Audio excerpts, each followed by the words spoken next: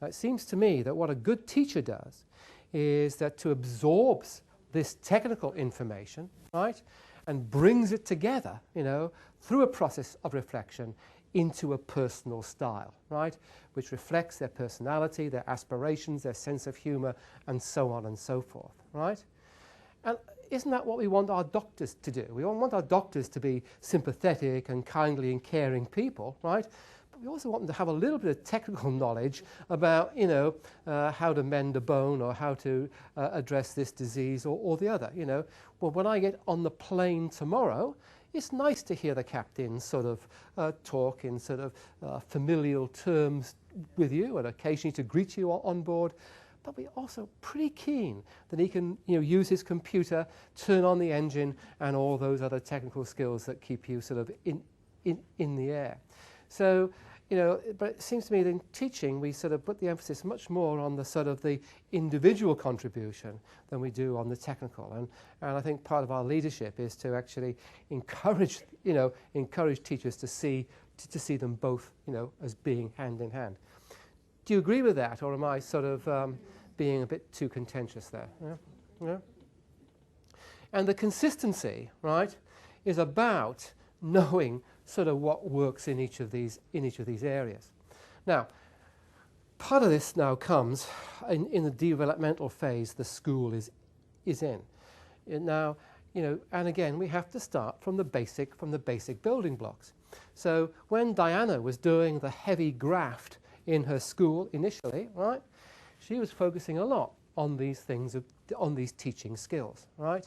She was focusing a lot on how, the teacher sort of manages the classroom. And I've been in some of your schools, I've been in none of your schools which exhibit this, what I'm just about to say, but I've been in some schools in the region where there has been extremely low-level management of the classroom, and the whole teaching was actually completely distorted through low-level disruption. So the teacher had virtually no skills in that area at all. This particular classroom I'm thinking of, the teacher managed to sort of keep the attention of about 4 kids, right? But the rest were creating a social culture around on the margins of the classroom, And it so happened that afternoon I went into another school. It was Reservoir Secondary School, and I saw some really pretty good classroom management, dealing with a very similar group of kids. But this teacher was able to sort of, he was very active in the teaching, very pacey in the teaching. He could see when someone was going to act out and came across and just sort of looked and kept a lot of eye contact, was asking a range of questions. The kids were not too sure who he's going to ask, so they were paying, the sort of stuff, all right? And it just seemed to me that one could have taken a video of that teacher, right, taken it into the school I was in the morning, right, and in a PD session, begin to build up a protocol about how you deal with that issue, yeah? So it's not just necessarily getting people in like myself to talk about teaching. We can build that up from the best practice that we have.